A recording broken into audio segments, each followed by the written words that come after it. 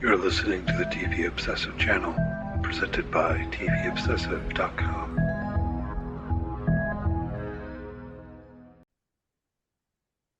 Hello and welcome back to episode 69 of the TV Obsessive podcast. My name is Ryan Kirksey. I'm a writer and contributor for TVObsessive.com. And once again, joined by Cameron Crane, who is the executive editor for the site. We have made it to October. We're still lost in the woods. Cameron, how's everything going? It's going pretty well.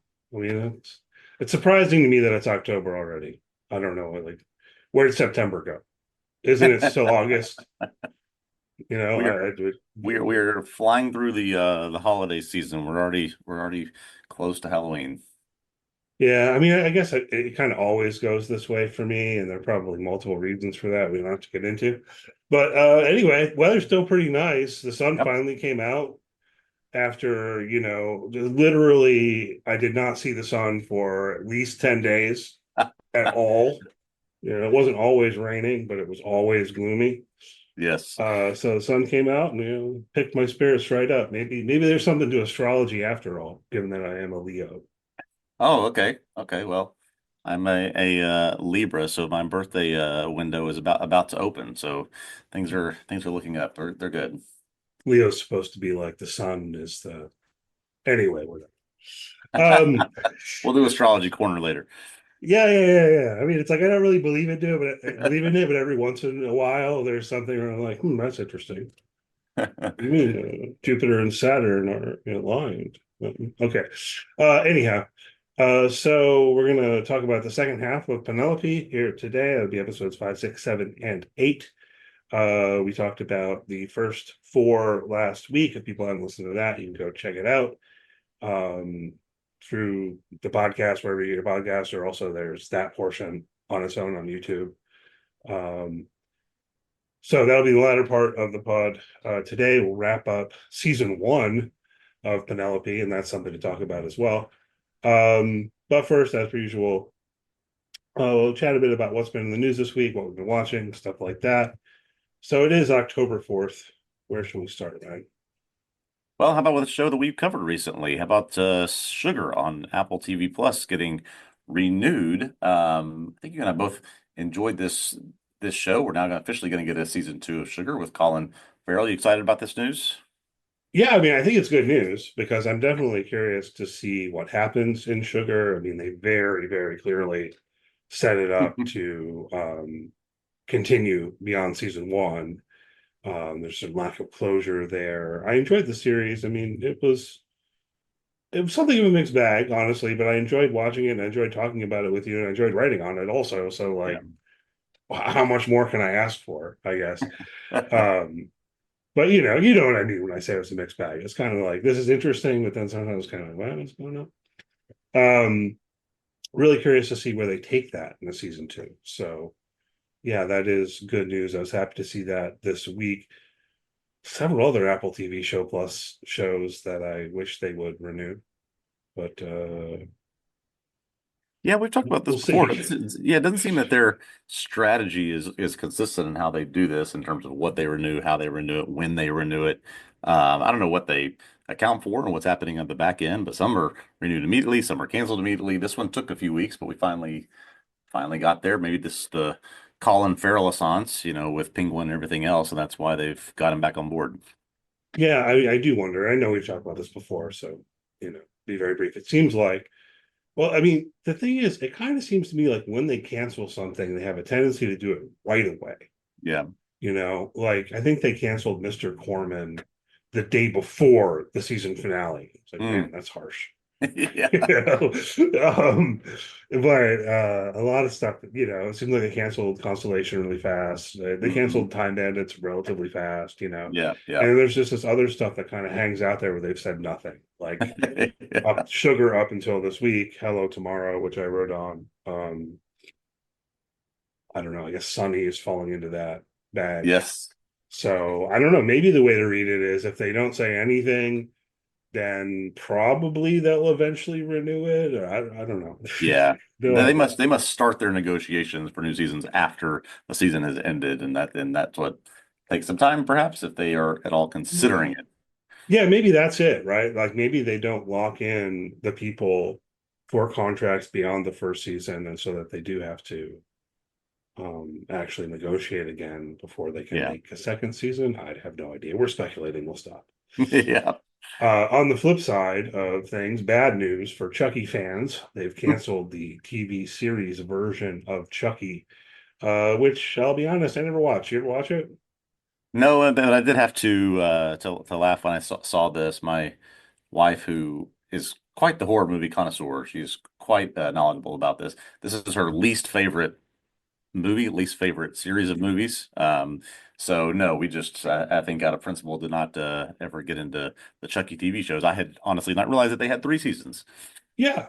I mean, I don't, and that's fair that you didn't watch it. Again, I didn't watch it either. I know some people who are really into it, and I heard some good things. And, I mean, those films also, they're in a certain space. There's Yeah. humor and so on. And I've certainly enjoyed some of the films in the past, but it's never really been my thing per se. Um, I do have a general curiosity about the idea of horror television series. I think it's Yes. interesting, and it's cool to see more of these things happening. The very form is different, right? How do you carry it forward in the same sort of way? Whereas a film Yeah. series kind of self-contained, generally in like a horror film, a slasher film or something, like everyone dies except for the final girl or something.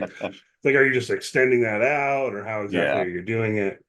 We do, we Which do need we do need more really strong horror television shows. I mean, like I said, I can't speak to this show in particular. I know that the Salem's Lot show just premiered today on HBO. It's a very mixed reviews. They also have the It preview coming later, early 2025, and of course Netflix has done some really good things with their series that they have produced. But yeah, we do need strong, in addition to what we typically get, which is a couple of good horror movies per year. We need good horror television. yeah, yeah, yeah. All right, we'll leave it at there. Anyway, sorry, Chucky fans. You know, maybe someone else could pick it up or something, but I don't know if that's gonna. I think it was on Sci-Fi. Yeah, I think that's right. Yeah. Yeah. Well, there's an interesting crossover happening here. I have seen one of these two shows all the way Same. through. I've seen maybe a different one of you. It could be a different one. Maybe. I've seen all of Abbott Elementary. Yeah, Uh, we're on other sides at this point. Okay. yeah, you I think have seen all of It's Always Sunny in Philadelphia coming later this season. The two shows are going to have a crossover episode that was confirmed by the two. These are not on the same network. They do film on the same lot apparently, but yeah, Abbott Elementary, Always Sunny, which both take place in Philadelphia, can have a crossover episode this year. That's interesting. I've not gotten around to watching Abbott Elementary. I've of course heard good things. I think it's won Emmys and stuff. But Yes, yeah, I yes, haven't absolutely. gotten to it. I'm sure it's good. Yeah. I cannot say that I've seen every episode of It's Always Sunny. I'm pretty sure I'm at least one season behind, and it might be more than one season. I've always enjoyed the show, but I mean it's like 16 seasons or something at this Yeah, point. exactly. And Exactly. for me, it's always been one of these things where I watch it when the whole season has hit streaming, and just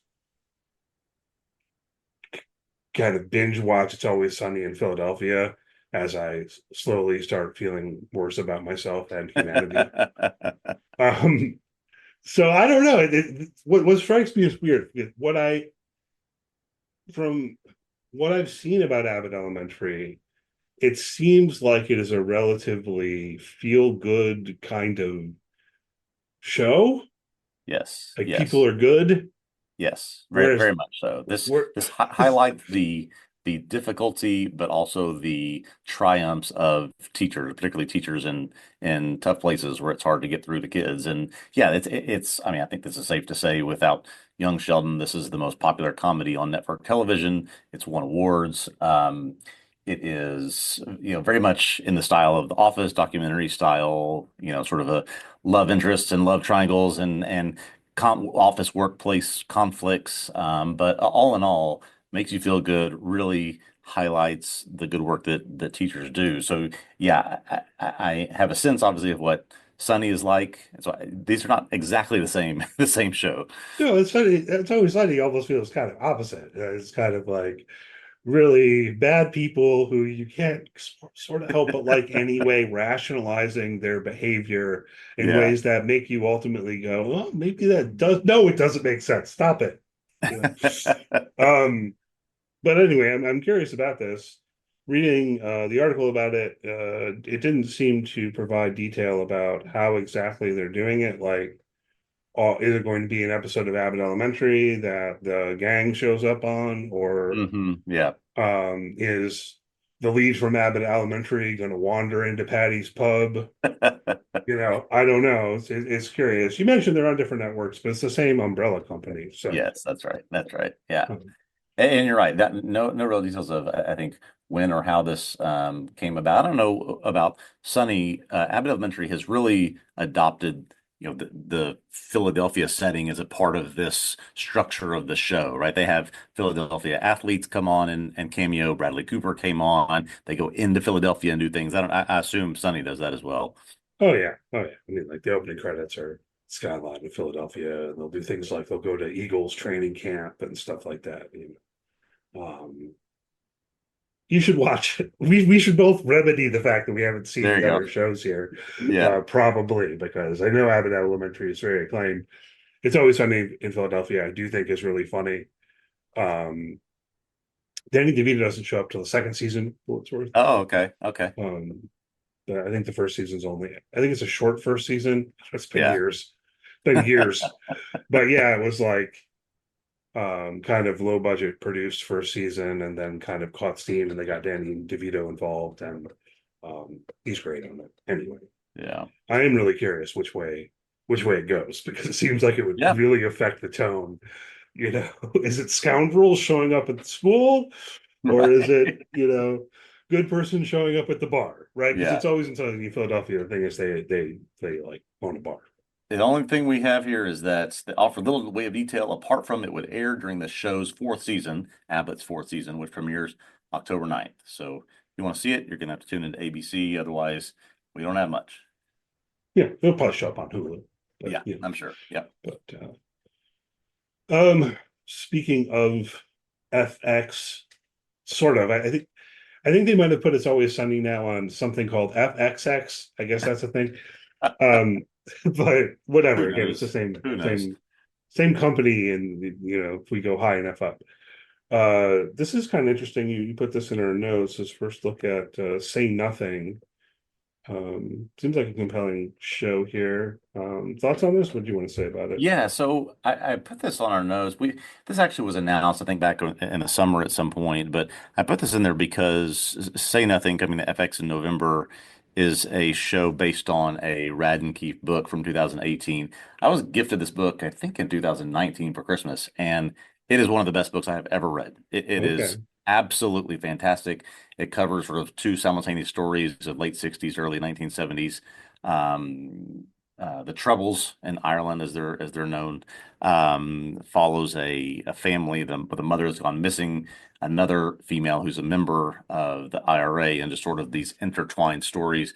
Absolutely fascinating. I'm just very curious to see what they do with the show. And we're now about a month away from this coming out on FX, and we'll link to this very interesting article about the show and the book in the background here that Vanity Fair put together. But yeah, just very excited about this because of how much I love the book. Cool. Yeah, no, I was really intrigued by it. I have not read the book, but your further endorsement there makes me even more prone to watch it. I don't recall really hearing much about this prior to now. Yeah. Maybe I saw the title though, and it didn't ping my radar, because I'm not familiar with the book and so on. But yeah, I'll check that out in November. Yeah, it should be. I mean, it's something we need to check back in after we both have a chance to look at this. I'm very curious how they will adapt this true story. I mean, it's a biography about these two women by New Yorker writer Radden Keefe. So yeah, we'll check back in and see what we think maybe after it comes on. Sounds good. Well, I guess that leaves us with the death of John Amos to hit on. We should maybe do these things first. I don't know. It always feels Yeah. weird when we don't do them first. Like we're chatting about other stuff, and then like, Yeah, let's yeah. get somber. But John Amos passed away this week. I mean, just too many roles to possibly mention. Probably the biggest one in relation to television would be Good Times. Yeah, good times. I also very fond of his role on The West Wing. I've watched The West Wing through a couple Mhm. of times. He was, I think, Admiral or Joint Chief of Staff on that show, and then of course very very famous movie roles as well. But yeah, I mean just a stalwart of Hollywood for 4 or 5 decades at this point, and yeah, big loss. Apparently, he just recorded some things in the past few months, but yeah, I think we've not had a decade in the last 3 or 4 without him playing some pretty significant roles. Yeah, it goes pretty far back. I mean, if you look at his credits, they go back to, showing up on the Dick Van Dyke Show and stuff Yeah, like that. Mary Tyler Moore show. Yeah, Uh-huh. all of it. Yeah, Yeah. I can't say that I have seen John Amos on those programs. I've seen some of those. I've seen the Dick Van Dyke Show, but I haven't seen all of the Dick Van Dyke Show. Same yeah, with Mary Tyler Moore. But Good Times, I recall Good Times, being on when we were kids and it was in syndication, and I would watch it sometimes. And I have more nebulous memories than concrete ones, I guess. I yeah. always I enjoyed think that. same here as a suburban Texas kid in the '80s. You're kind of like, oh, this is a world that's completely foreign to me, but was always entertaining, very very interesting to watch. Yeah, they were doing something there that was good. So yeah, rest in peace, John Amos. I feel like there were some other people who died recently, but maybe they weren't television people. I Yeah, I always think make notes of things. We record once a week, and it's like we Chris record on Christopherson Friday, was and then if there's one. news on Yeah, Saturday, and the next week maybe it feels right. like it was too long ago. Yeah, Chris Um, Christopherson was one. I don't oh know how yeah, he appeared in television, but yeah, he was with us week as well. oh yeah, and then someone bad. Um, yeah, whatever. Let's move forward. Not to get too political. There was another person where people were like, "Oh, Pete Rose." Yeah, oh yes. I'm glad you mentioned that. Yeah. I mean, timely. We just talked about the Pete Rose Yeah, documentary a month or so ago, and how much he was sort of on this campaign to try to regain eligibility and get into the Hall of Fame before his death, and clearly that now will not happen. And I'm I mean, as a baseball fan, very curious to see what happens here, and if posthumously he is reinstated and put back in the Hall. There is a lot of clearly a lot of debate about what he has done, not just in the gambling, but some very illicit things he has done in his past. So what happens with him, I'll be fascinated to see.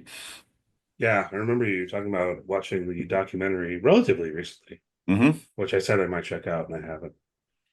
Maybe I will now. I Once bet you, there's been a spike this week. I can almost guarantee that. yeah, I bet. And I will be curious to see how they handle that. I don't know. If I were going to place a bet, I would still not think he would make it into the Hall of Fame soon. But With how ever, much eventually, maybe. yeah, it would have to be. Well, it's no matter what, it's in the hands of the Veterans Committee. But yeah, with how much these steroid users are being blackballed for, things that quote unquote are not as bad as some of the things Pete Rose did. Yeah, it may be a while before we see him get Yeah. So speaking of bad people, I don't know. I'm not going to segue that way. Did you watch any of the vice presidential debate? I can't say I recommend it for mental health, but Absolutely not. No, absolutely not. yeah, I did. I can't help it. And it's. I don't know why it's a problem. It was actually was on Tuesday, right?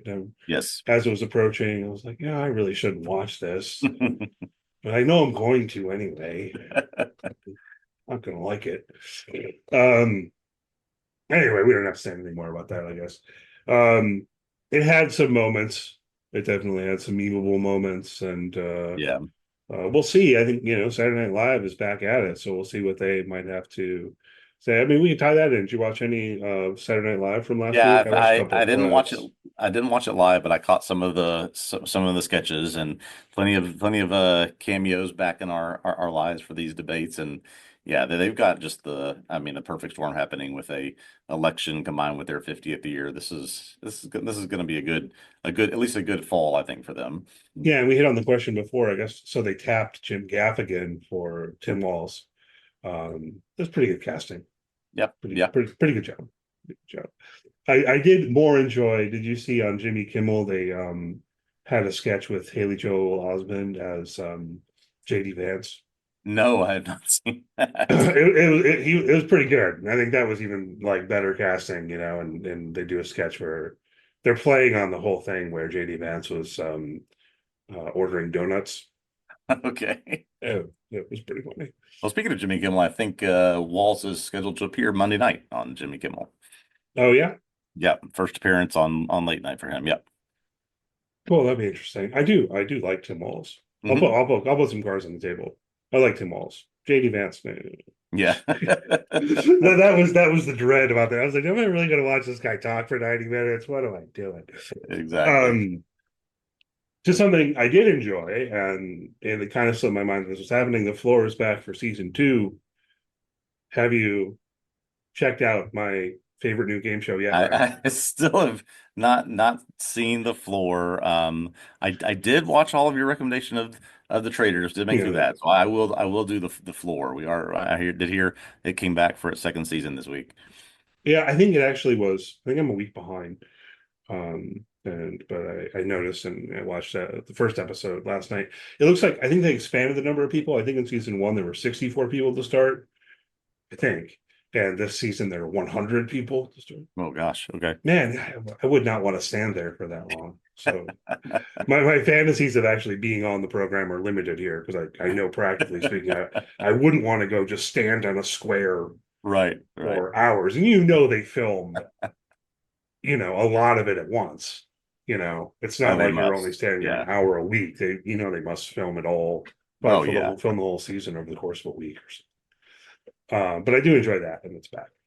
Okay. Well, yeah. I'll make that a priority now that I've finished the other show.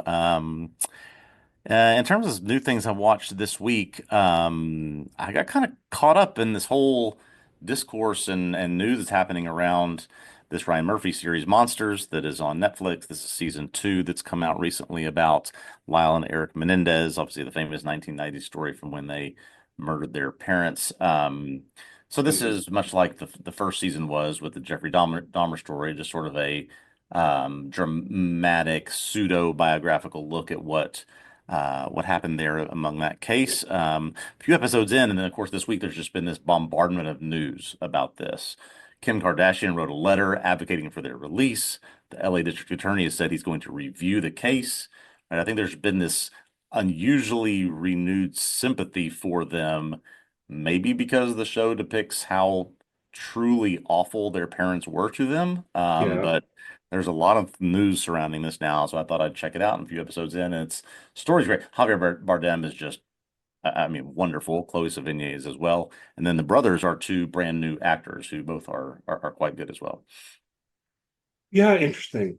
You know, I've yet to check it out. I read the article you linked to Yeah, in our notes here, and I don't know. It actually is really making me think, like, how biased am I from what I saw as a kid yep, or yep, whatever? Because my initial reaction was like, "What? You're not letting them out? What are you talking yeah. about?" So maybe I'll have to check that out. It is kind of interesting if there are things happening on the legal side of things, on the real life side of things, and if the show is playing a role in that and so on. I'm a bit intrigued. And Yeah, I mean, clearly it has to be taken with a huge grain of salt. As you can imagine, the show is structured in a format where there's sort of an ongoing timeline and then a bunch of flashbacks to, things that their parents had done and things that their parents, ways that their parents treated them. How much of that is all true? Clearly, this is just, I don't think they had necessarily in-depth access to the Menendez brothers to make this. So how much of this is true? Who knows? You'd hate to think that, oh, we're going to reopen and relook at a case because, some show decided to include some fictional flashbacks to what their parents were like. But who knows? Who knows what? But in the end, it's just entertaining to revisit that story. well, yeah, I mean, I definitely do recall it being relatively known. At least I think that was their defense, but it being relatively known that their parents were like awful. Yes, yes, And the question in the public consciousness was sort of like, how much does it matter? right.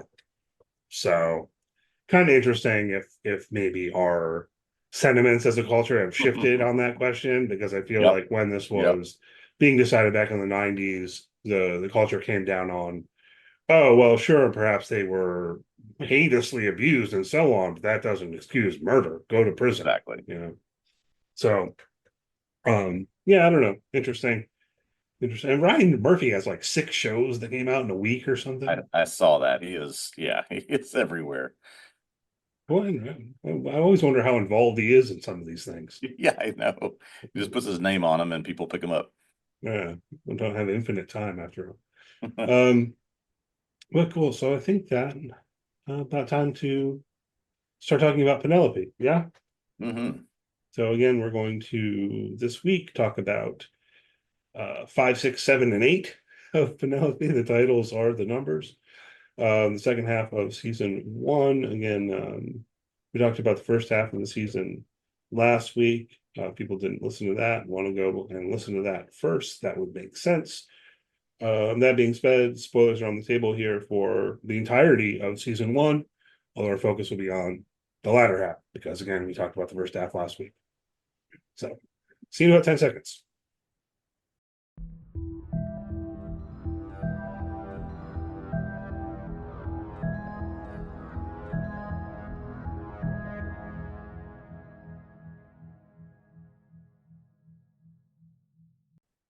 Okay, we are here to talk about Penelope, season 1 on Netflix, specifically focusing on the last half of the season, episodes 5, 6, 7, and 8. And the show was created and written by Mark Duplass, Mel Eslin, and each episode was directed by Mel Eslin. After the events with Helena in episode 4, Penelope spends several more weeks in the woods, learning how to survive on her own, learning how to build shelter, catch and cook food, and stay warm. While in the woods, she runs into a trio of disenfranchised Catholic teens looking to find more meaning in their lives after graduating high school and devoting much of their childhood to their faith. Penelope ends up falling for one of them, Peter. After spending a night with him, she burns the letter that he leaves her with his contact information. Winter eventually arrives, bringing a new set of challenges, including a cougar that attacks Penelope and injures her. These injuries force her to make a long journey into town, where she collapses but is discovered and taken to a hospital.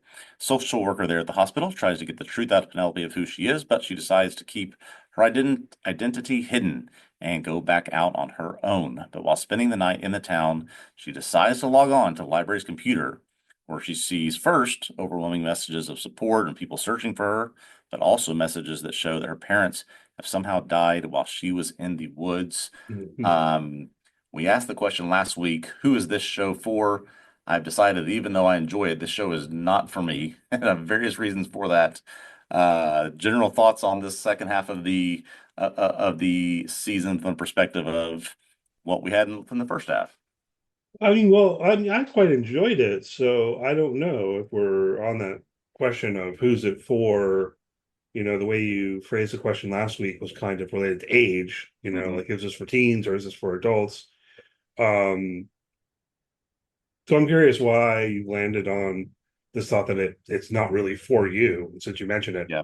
let's just start there. Let's interrogate that, I guess. I think that in this second half of the season, again, just cannot shake the perspective of watching this as a parent. And I found myself constantly removed from the story because of how much of the imagination you have to stretch to think that there would not have been a full out missing persons Amber Alert search for this girl, that teenagers that ran across her either would not recognize her or would not come back into society and realize, oh my goodness, that's the girl we just saw in the woods. That a social worker would not realize that this is a missing person, would not press her to find out who she is, instead just leave her to go out on her own. And I just found myself completely, again, I very much enjoyed the aspect of following her journey in the woods, but I just kept finding myself thinking the reality of this is this just couldn't happen the way that they're laying it out here. Yeah, I mean, I did wonder about that. And at the end of the day, mostly it's one of those things where the show asks you to accept what happens within it. And I can understand you saying that you struggle to do that. Yeah.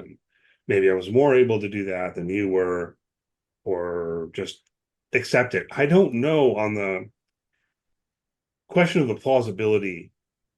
I did find myself thinking, I don't know in a certain way. I mean, one, I think you're right that there would have been a massive effort to find her. Yeah. But I think, maybe there was, like we're never given any perspective other than her perspective, really, Yeah. to know. And we get some at the end when she logs on to not Facebook or whatever. I think they made up their own social media thing, I Right. believe. And of course you see people there like, oh my, it's been months, or Yeah. um so searching for her but could not find her. Yeah, I mean, thinking about the plausibility, I think there is some, insofar as, unfortunately, the powers that be in the world, the authorities, the police and such, would probably give up after a certain period of time, After a period of time. Yeah. you know, or not entirely give up, like it's an open case, but sorry, we don't have any leads on where your daughter is. Right. If we get a lead, we'll let you know, or something like that. And that leads to the question of, do we know how long she was gone? It's months. It has to be months, Has to right? be months. Mhm. Yeah. But clearly less than a year. Yeah. I would say, somewhere in that space of 4 to 6 months. I don't Yeah. know, because I think, what am I gauging it on? It seems to maybe be summer when we start. I don't know, and then it's Yeah. I was thinking winter. like end of summer, school starting. She has to go back and do some SAT prep. We learned that in the first episode. So yeah, maybe sort of end of summer. Yeah, or her sister did. I think she has a sister. I Yeah. meant to go Yeah. back and Oh double yeah. check the meeting. Um, so yeah, I mean, I think we're around that period, maybe quote unquote only 3 months. Yeah. Um, but yeah, I mean, if we're focusing on the plausibility, which, to be clear to people listening, I'm not sure that you should, Yeah. right? Like, I hear that. I hear that. but I understand Ryan's resistance here. Just kind of trying to think it through. You could well see how, after a period of time, the authorities have more or less given up in a de facto way. Yeah. Her parents died at some point. We don't know exactly when. We don't know exactly how.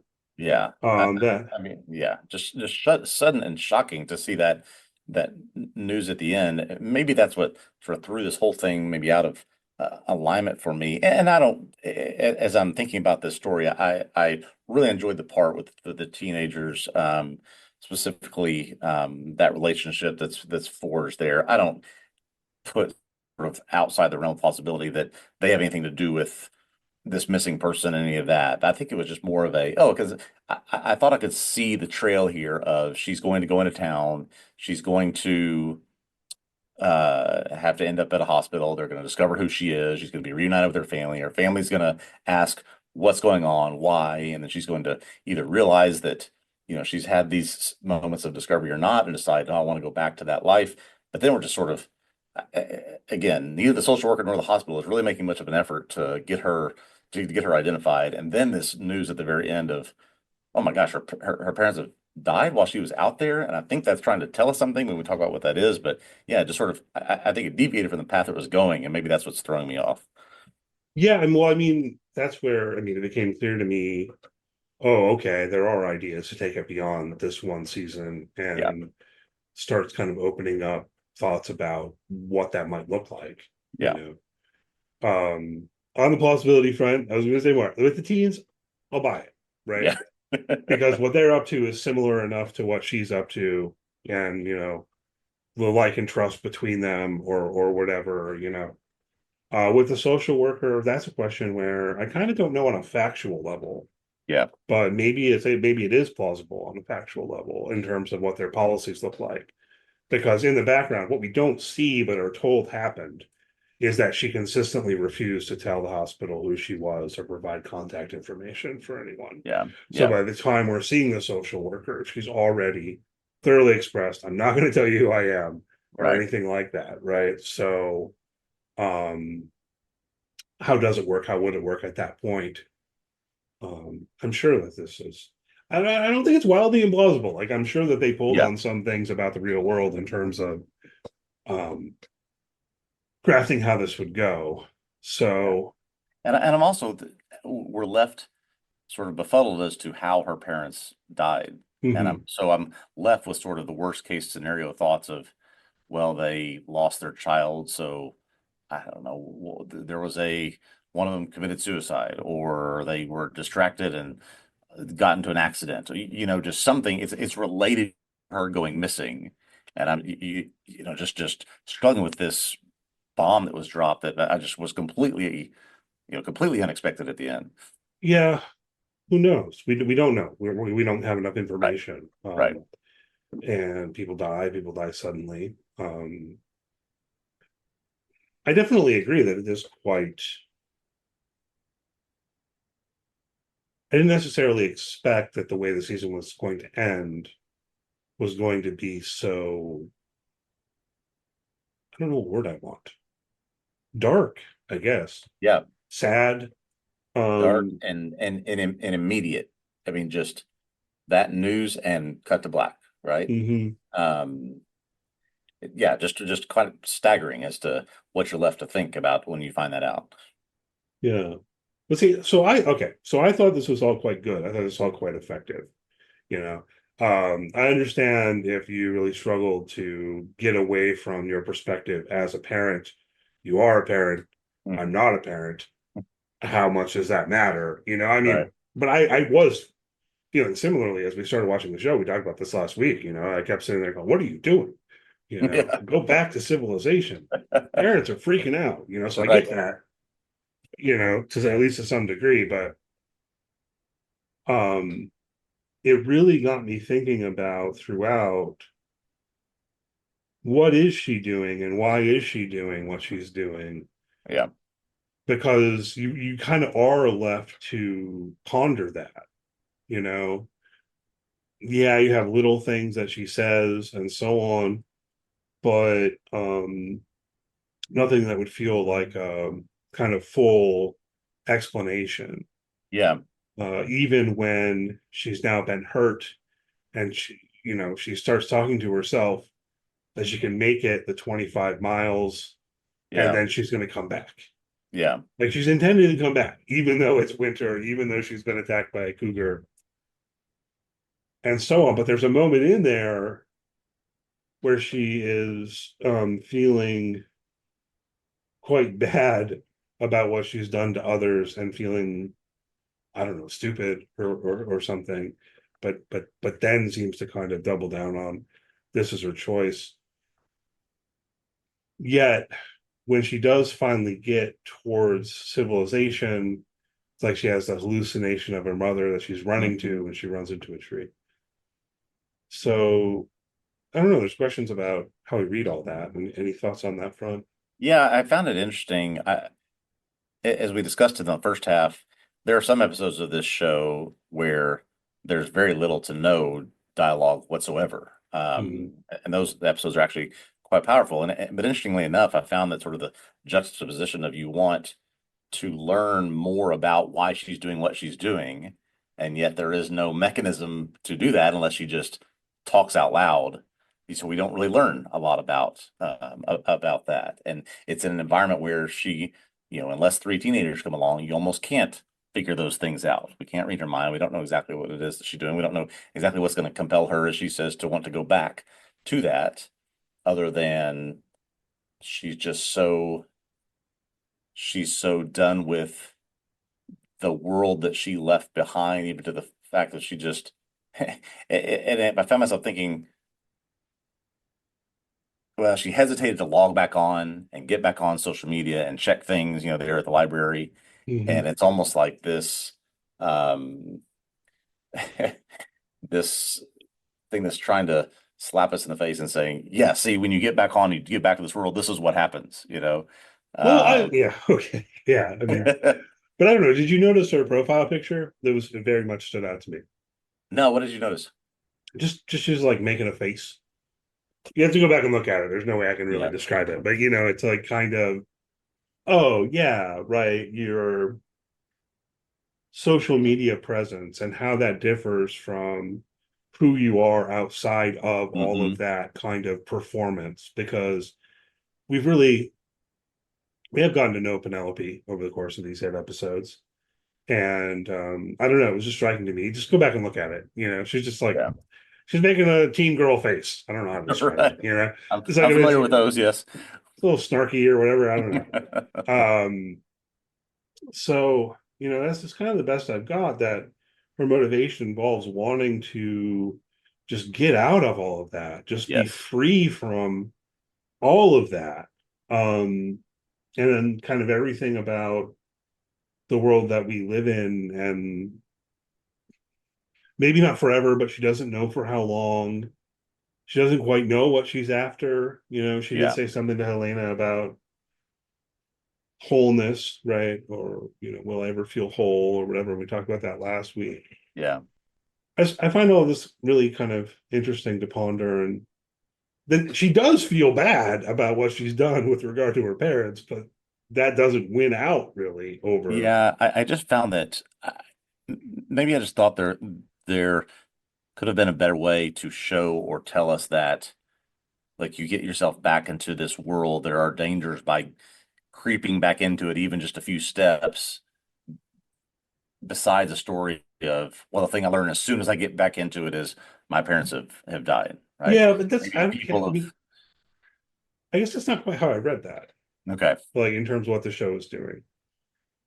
Um, First, I did want to say that she does move in the direction of calling her parents, right? Like she Yes. tries to call her mom, I think.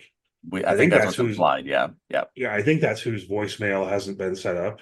I Right. think that's what occurs there. So then you can think, okay, well, yeah, she had all this resistance to the hospital, but maybe in part it was that she was thinking she didn't want her mom to be getting a call from the hospital, like, hey, we've got your daughter, and she's been in the Yeah. ICU and all of that.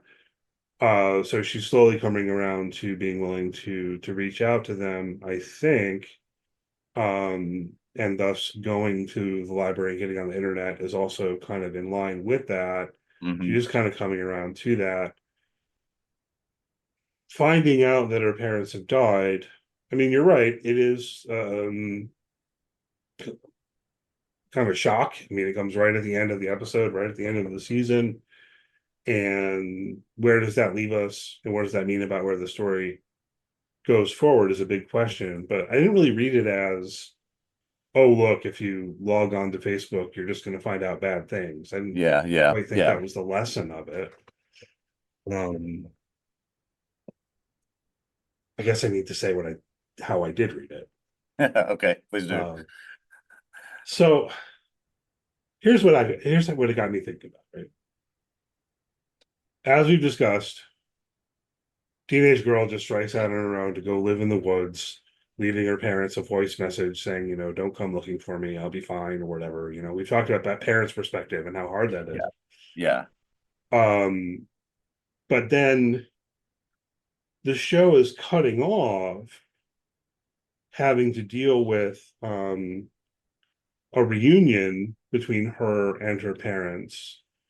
But I mean, it's foreclosing that possibility for her, which is also bad, right?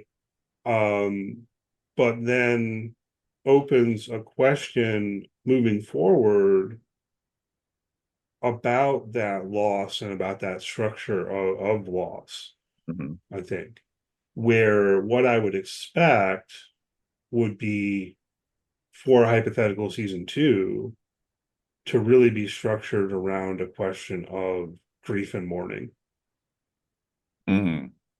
And to maybe make an attempt to extend what you're saying, grief and mourning, and trying to do that in isolation like she has been for the past several months, can that be done, or is it the right thing to do? Because she's saying she wants to go back, but can she grieve and mourn and be the person that she wants to be out there on her own when she now has this burden to deal with?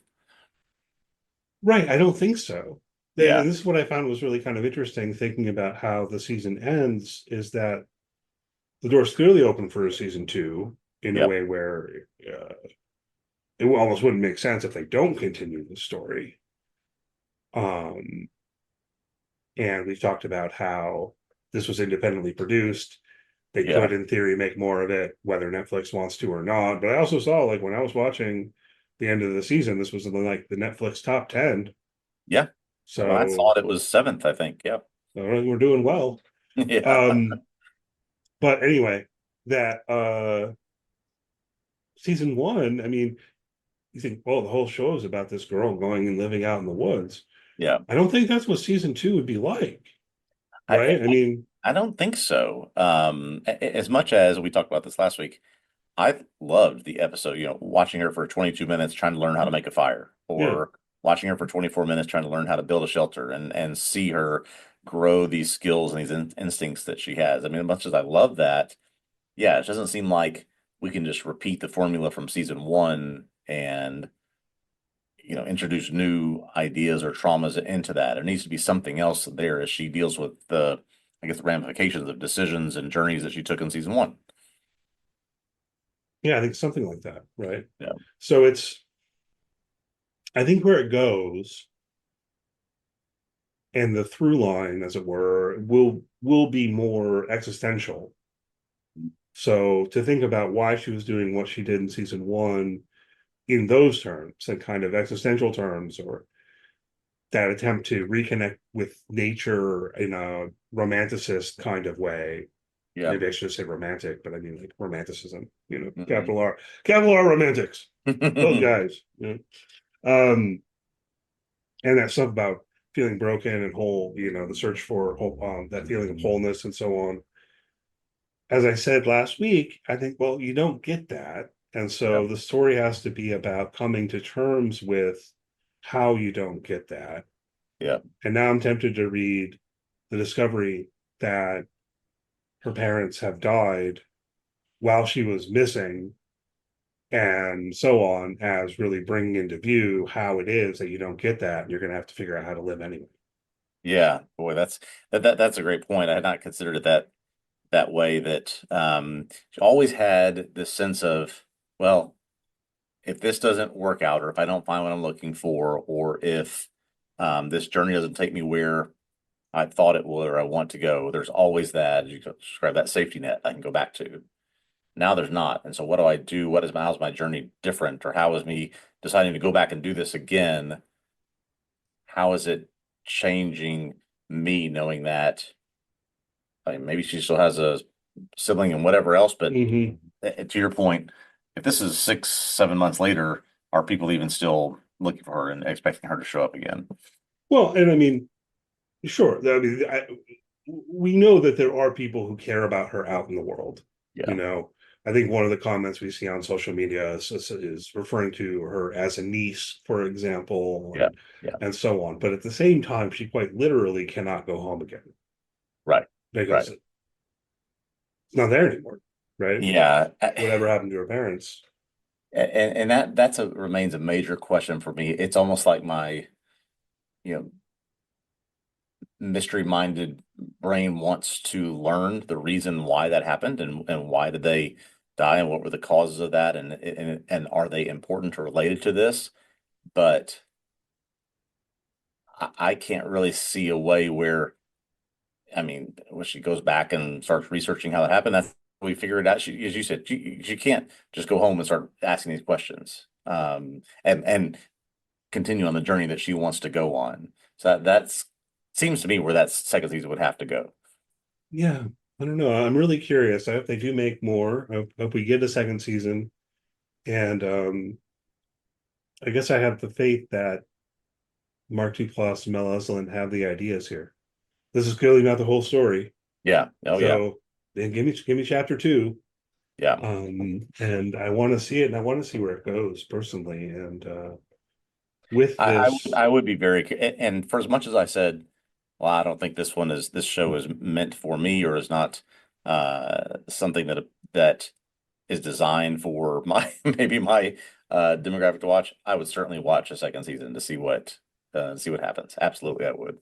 well, yeah, no, I think I understood what you were saying. Hopefully, Yeah. people listening did as well.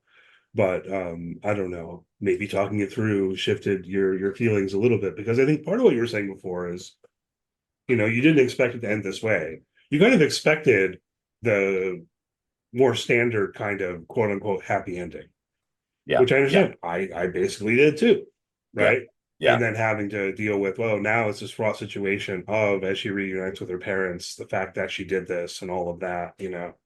So I thought it was kind of interesting that the show very precisely says, well, no, you're not getting that because their parents died. Yeah. Um, That's right.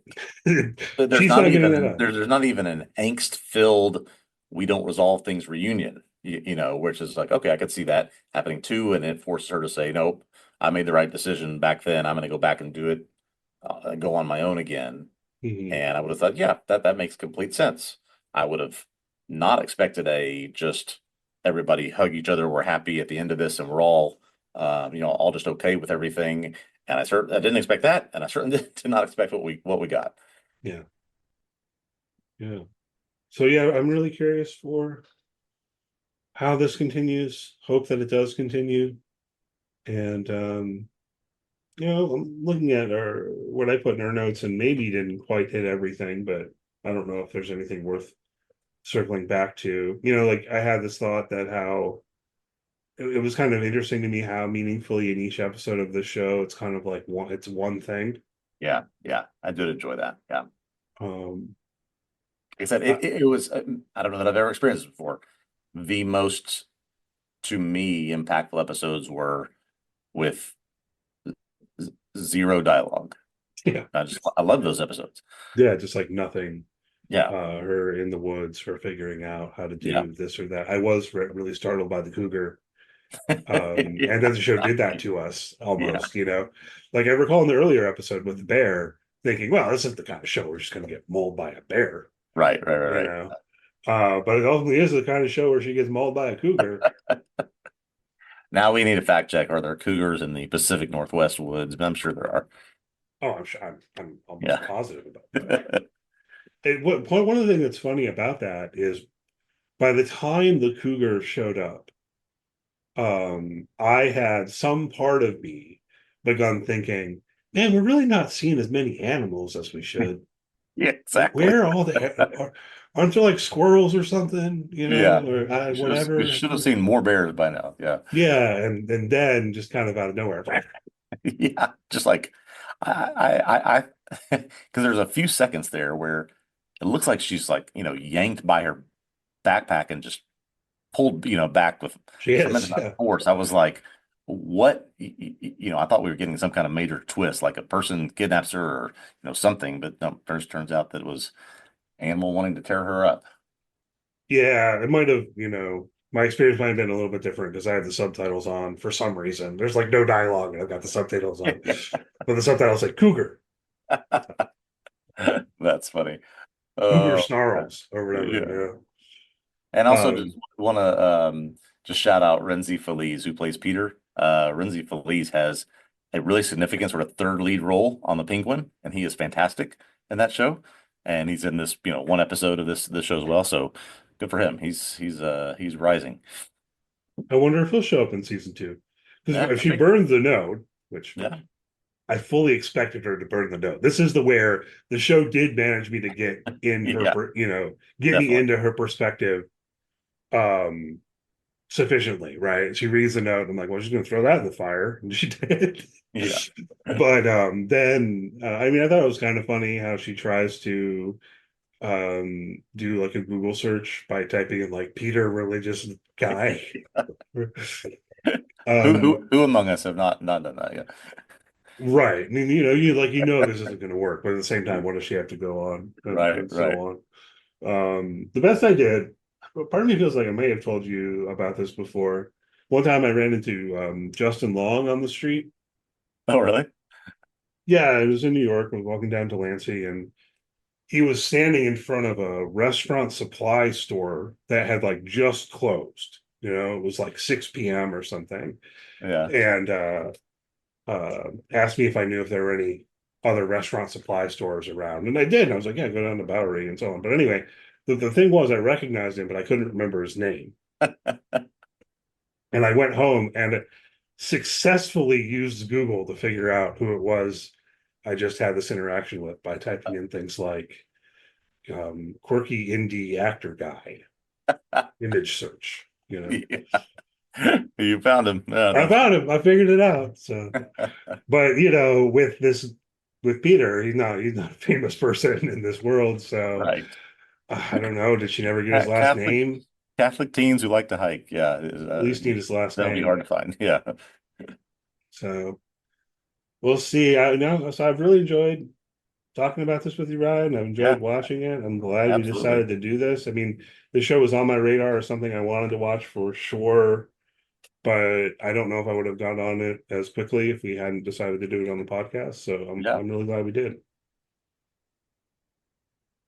Oh, so what's next for us, at least for the week to come? Ah, yes, right. So we've decided for next week we're gonna go back to Apple TV Plus. We're gonna look at the premiere of Disclaimer, which we talked about briefly.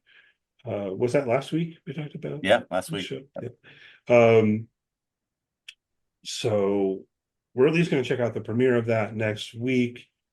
If you want to join us for that, and then there's a decent chance that we will continue on with that week to week after next week, but we're not promising yet because we we haven't watched those two episodes yet, basically.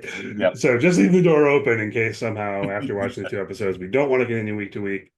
We're free to do that, but that's a basic plan, and that would take us up to Silo, I think. Yes. So it works logistically. Anyway. Absolutely. Yeah.